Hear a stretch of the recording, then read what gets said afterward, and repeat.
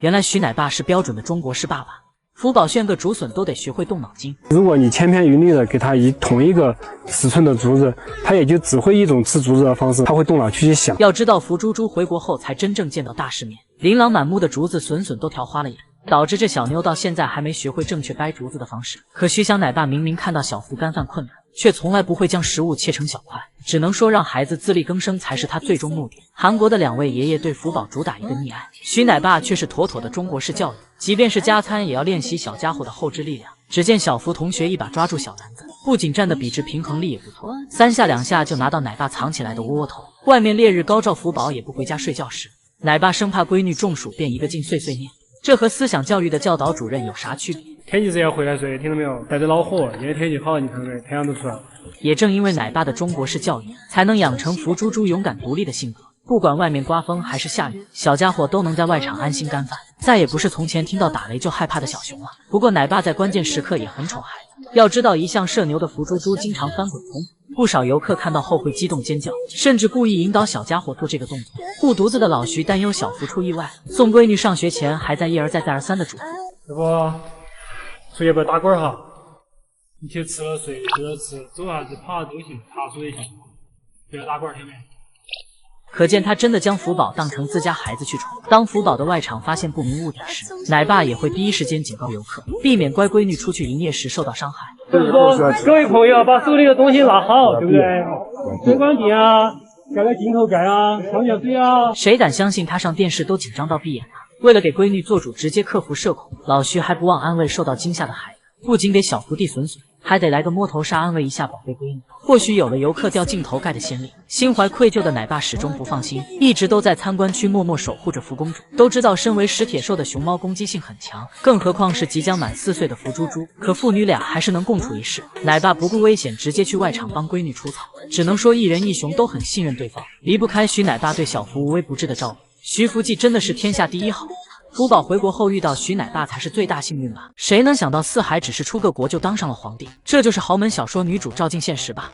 四海的留学生活称得上奢靡，因为卡塔尔人民爱熊猫爱到了骨子里，穷到只剩下钱的他们，大手一挥耗资3亿多给公主建房子，熊猫馆大小就相当于300个篮球场。四海每天都从400米的大床上醒来，喝口水才走到床边又累渴了。第一次感到1.8米大高个的熊猫这么小巧。要知道熊猫不喜欢干燥炎热的气候，卡塔尔主打一个能用钱解决的就不是事儿，直接安排上24小时的恒温系统。明明这里的水资源极度匮乏，四海还是能拥有超大号的豪华游泳池，甚至还是活水。要知道卡尔塔的水比石油还贵，他泡个澡吹着空调就能美美营业，就连回家的小门都是自动感应的高奢品。相比于国内用手扒拉的铁门，四海的留学日子不要太自在。其他打工的大熊猫很少吃中国产的竹子，但卡塔尔每周都要派专机去四川拉竹子。四海公主足不出户就能吃得上老家的美味，本以为国内的滚滚们吃喝不愁的生活已经是天花板了，相比之下四海才是真皇帝。那个家徒4壁的五保户都得羡慕，七仔1.9米多的大高个，还得挤在伸不开腿的小饭桌上睡觉。实际上是这小子故意卖惨坑爹。黄毛小子七仔本身就自带破产风，还成天叼着那个破铁板，无论吃饭还是睡觉都得带着。不知道的还以为这小子当上乞丐了呢，像极了老一辈没苦硬吃的两脚兽。胖大海虽然住在京城小湖，北洞的奶爸奶妈都很宠爱孩子，可他非要带着盘包浆的胖头鱼玩偶，原本还是深蓝色的玩具，经过风吹日打都成了浅蓝色，还全是补丁，任谁看了不得心疼。买不起玩具的他，而他的隔壁邻居是个顶流男明星，英俊性格好的萌兰是多少姨姨们的心上熊。可这小子至今还是个光棍，很难不让人误会北洞付不起彩礼钱。不过萌儿看起来不值钱的原因，还得是网上的姨姨叔叔替他散财。只要熊猫圈有结婚生娃的大喜事，粉丝随的礼都得挂在这小子的头上，难怪京城的太子爷都破产了。好在最近花局长的生活环境得到明显改善，不仅能在内场营业，还始终开着空调，场内又是办公桌又是吊床秋千，让花局在努力办公的同时也能享受老百姓的乐趣。叶秘书更是跟着姐姐飞黄腾达。不过虽然小熊友们的生活环境各有不同，好在他们都在奶爸奶妈们的照顾下茁壮成长，粉丝宝宝们也可以放心了。北洞的大熊猫到底有多像猪？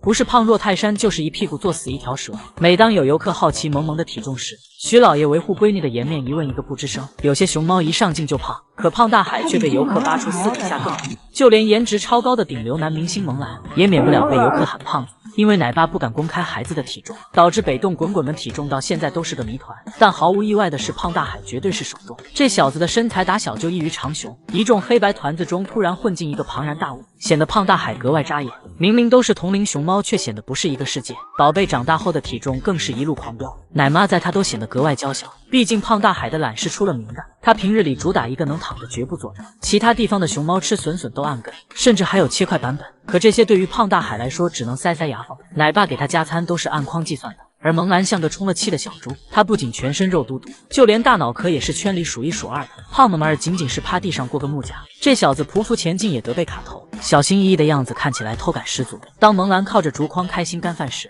没想到下一秒就出现了大乌龙，这么结实的竹筐都能被他做坏。此时的萌儿也是尴尬的很，只能假装若无其事的吃起来竹子。尽管这小子每天都在运动，不是玩各种杂技就是空中一字马，甚至还连起来仰卧起坐，可这些竟然不耽误他日渐圆润。两个胖也就算了，可北洞的熊猫集体发福。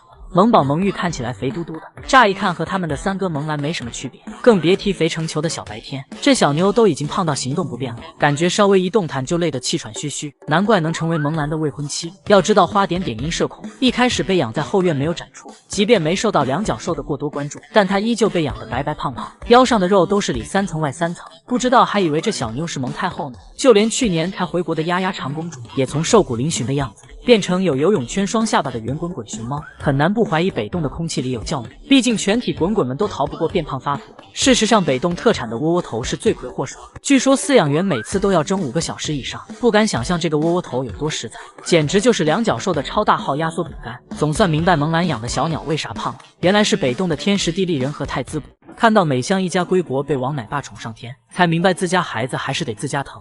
16日，官方更新了三宝的隔离日记，可以看出他们的精神状态都非常好，不仅能大口大口的炫竹子、苹果、胡萝卜，各种美味也都来者不拒，并且在基地的精心照顾下，三个大宝贝精神抖擞，白白胖胖。美香和天天完全没有高龄熊猫的样子，只能说美香一家真的遇到了对他们好的饲养员。王奶爸每次投喂孩子都会将食物送到嘴边，美香感受到家的温暖后，会用饱含爱意的眼神看向王奶爸。天天也会乖巧接过窝窝头，只是小奇迹却不喜欢这个味道。每当奶爸给仔仔投喂，还得使用计谋，本想一手拿着窝窝头，趁着对方不注意的时候塞到嘴里，然而小奇迹却聪明得很，发现嘴里是窝窝头后立马吐出来，表示我可是留过学的，休想骗我。现在的他能像小孩子般在奶爸面前调皮的互动，和当初在滑动的时候形成鲜明对比。那时的小奇迹面对饲养员总是畏畏缩缩，就连他看到对方拿着食物走来，小奇迹第一反应不是开心迎接食物，而是偷偷躲到后面探头露脑，直到饲养员走后，才溜着墙边小心翼翼过去吃东西。反观现在的小奇迹，和王奶爸相处不过1周的时间，就能让对方摸自己的鼻子，足以可见基地饲养员有多尽心尽力。不过适应能力最好的还是天天，他和之前呆呆的样子早已判若两雄，成为奶乎乎的大帅熊一枚。心大的天天吃嘛嘛香，每天都主动采食各种新鲜竹子和笋笋，胡萝卜窝窝头也是来者不拒。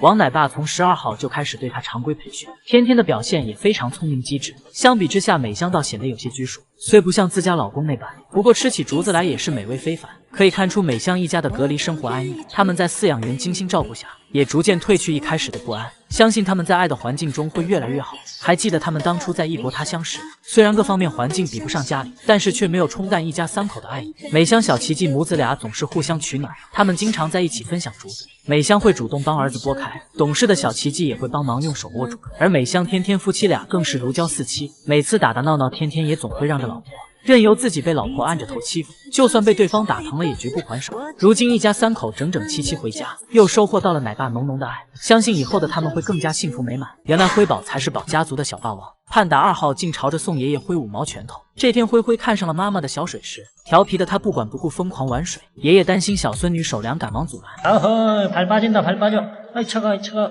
哪曾想辉宝不仅听不进去，还朝宋爷爷挥舞着毛拳头，像是要打人。不仅仅是宋侍卫深受其害，就连二姐瑞宝也少不了被调皮妹妹欺负。只见瑞宝和爷爷玩闹着跑来，却不巧这一切都被小醋精目睹。灰灰心想，你不是只有我一个孙女吗？目中无解的他直接一记猛冲扑到瑞宝身上。之后宋爷爷抱着2小只喂奶，小灰灰明明早就吃撑，但看到爷爷怀抱着姐姐后，还故意溜达到他们身边捣乱。看到孙女气势汹汹的样子，都吓得宋爷爷开口阻拦。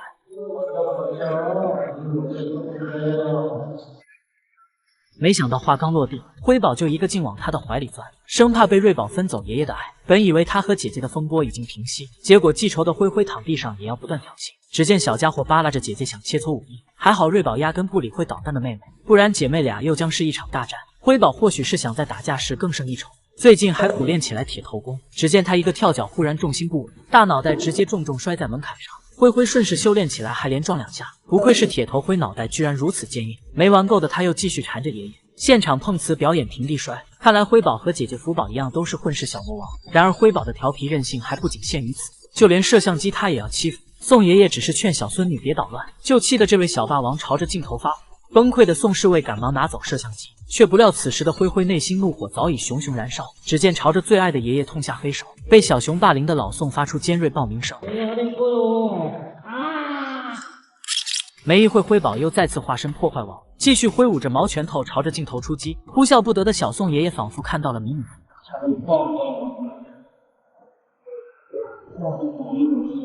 之后，宋侍卫又怀抱着瑞宝拍奶哥，这让灰灰内心积怨已久的怒气彻底爆发。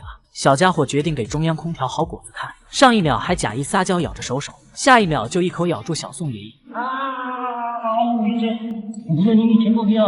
只能说宋爷爷这回是遇到了硬茬，谁让他整天流连于3个孙女之间呢？虫洞二馆长于爱的日子有多逍遥自在，上班时间翘着2郎腿光明正大摸鱼。这天爱姐躺在自己的没水的泡澡池里，小脚脚不停地摇晃着，都不敢想象后面于爱的小脸有多么惬意。小爱虽然早早结束二馆长生活，不到1岁就步入老年模式，但这也是他凭自己的实力换来的。毕竟任职期间他是如此刚正不阿，别家小熊营业是整活炫饭，而爱姐上班像极了军训，她不靠任何外力就能站得笔直。于爱动不动就扶着小桌板，和粉丝姨姨们互动，像极了上课举手发言的小朋友。下肢力量巨稳的爱姐站起来打招呼也早已是常态。看到二馆长如此熟练的站立，真不禁令人怀疑他背后藏着一条拉链。只能说于爱不愧是蔓越莓的亲闺女，小爱不仅站得直，躺得更直。这天她刚喝完盆奶，没过多久就醉奶倒地不起，四脚朝天的于爱直接变身小熊饼干。只能说爱姐果然是为熊正直。不过她在性格上更是个钢铁直女，当哥哥撒娇求奶妈抱抱时，小爱却因为对方碰一下腰窝，就吓得重摔倒在地。看来她可不是一般的不解风情，就连亲妈她也是丝毫不尊重，动不动上演武士大戏。倒霉的二顺只能被闺女连连爆头。或许是因为爱姐的震慑力太过强大，身为老妈的二顺也惧怕起来。就连吃个竹子，她也得躲在木架下。二顺女士本以为天衣无缝，没想到下一秒就被废头子闺女看见。小爱二话不说就来了个倒挂金猪，还用2个拳头连环抡老妈的脑袋。爱姐虽然身为虫洞大姐大，但也免不了被没眼力见的妈宝男欺负。烂背心动不动就朝着于爱挑衅找事。这天爱姐只是欣赏于可爬树，却没料到对方直接给了个大逼斗，委屈巴巴的她直接原地发疯，不仅气得小爱咬手，还对着空气一顿重拳出击。然而这远不能降低拽姐的火气。这天为复仇蓄谋已久的爱姐又被烂背心哥哥欺负急眼，他索性新仇旧账一起算。只见于爱先是飞奔到远处，再利用助跑冲过来将哥哥撞飞，不过撞了一次不解气，又把他气得咬手原地打滚，随后又一记猛冲撞向于可。估计经此战役，于爱彻底成为虫洞霸主，如今就连李奶妈也对他忌惮3分。小爱只要不想回家就会耍赖，没走2步路就现场表演平地摔，掉地上后把奶妈都吓得瘪嘴。没想到小爱还深谙碰瓷之道，小年纪就成为虫洞最不好惹的存在，还能享受惬意的养老熊生，只能说爱姐的快乐我们想象不到。